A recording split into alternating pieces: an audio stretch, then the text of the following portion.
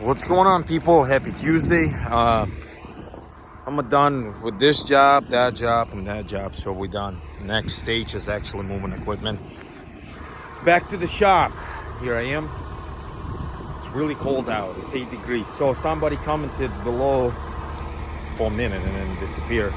What does it take to run 963 or heavy equipment? So I will explain to you and I'll show you what it does. I don't know if somebody's interested. Why not? I gotta let the pickup to warm up and the machine to cool down. So this is, I believe, 92 and 94 963B, which is inline 6 cat. Has a 3.5 yard bucket, roughly 3.5. Depends what kind of material you're loading. It is a track loader, and it's actually fairly simple to run. So my ideology, if you want to learn how to run a heavy equipment, it's not something somebody can show you how to do it and like they will show you and you just go. It's a matter of practice. So like they will show you all the controls, that's what, but it's fairly dangerous to run, I would say. Depends where you are. Like if you just on a like field like this, it's hard to get hurt. But if you're doing like digging a bank out, or you're building a bank or something like that, anywhere you have like a hill, it's very easy to kiss a windshield. And I will climb in inside and I will explain to you best as I can in my knowledge and how I learned to run a cat. Like basically about, I would say 7-8 years ago, a friend of mine bought a land and he had a huge pile of dirt mixed with concrete and whatever. And he asked me if I can load his dump trucks and haul the stuff out. And I said, sure, yeah, I can do it.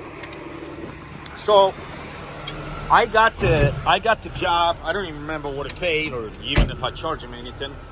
So, and the places I need to go load, I went over the windshield, and what happened is, this thing, every time you go over hill, since it's on the track, it don't have a gift, so if you climb up and then it comes to flat, it will jump you forward, and what happened is, you will hit your head against the windshield. Anyways, besides the point, so, I don't even know where to start. So you have a control pedals, and this right here is the throttle. That's what revs the machine up. So when you run in this piece of equipment, you always leave it running in a rabbit position, which is a full RPM. Then you have a safety, which is right here, and this controls your bucket. So if you push on yourself, it goes up. If you pull it away from you, it goes down, side to side. That's what tilts your bucket. And that little magnet right here, that's when they match up. That means your bucket is flat, and then you just lay it on the ground, and it means your bucket is flat.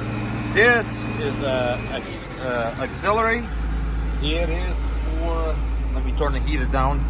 It's if you have a ripper in the back. So this is just the extra. This doesn't get used at this point in time because we do not have a ripper on this machine. So let's begin. So we got RPM, full throttle. We got a safety up. Right here it says machine goes forward and machine goes backward. So we need to go forward. We got our bucket off the ground. We don't want to raise it too high. We just want to raise it enough so we don't drag the bucket. And we go forward. So the farther you push towards you, the faster the machine will go. And then when you need to stop, you just go to park and then you just reverse it. Simple as that. Now your foot pedal, so if you're going forward, you push this one, the machine will turn that way. And if you push this one, machine will go that way.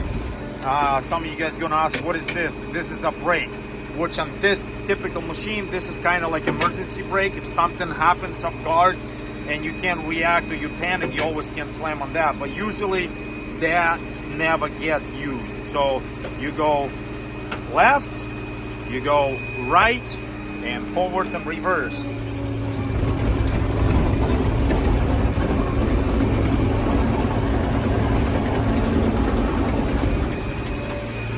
And then your bucket, and then you just work in it. Since I'm holding my phone with it, but this right hand always on a controller, this one on your gearing. So there's not actual like you have to shift the gears. This is hydrostat, so it just goes. I don't know if that's information helped somebody, but I want to come back and tell you what it takes to run it. Once again, it's a matter of practice. So if you can find somebody let you run it, I think it's a big privilege. If you want to learn to run it, see, for me, it worked out when I did trucking. I moved a lot of heavy equipment, and since I kind of grew up around it, it benefited me because I could load equipment by myself. So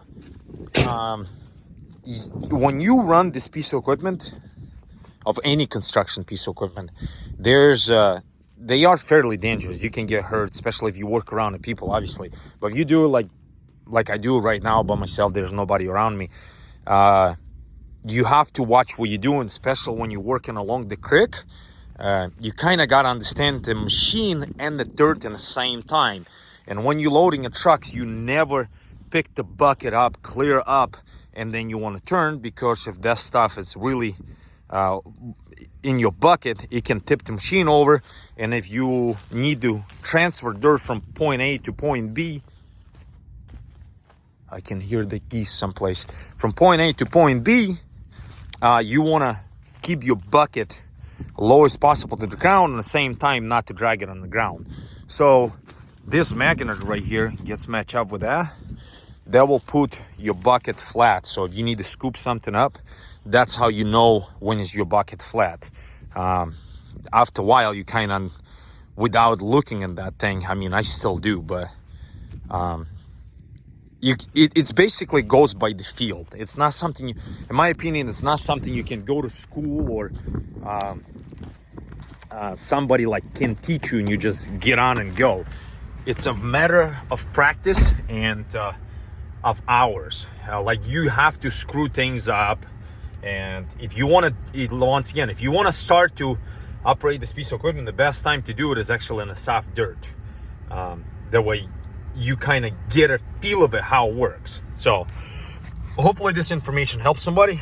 It's stupid cold, so you guys understand it's 9 degrees and it's pickup been running, so it's actually colder than that. I'm done for today, and tomorrow we will move the equipment back to the shop. Thanks for watching all.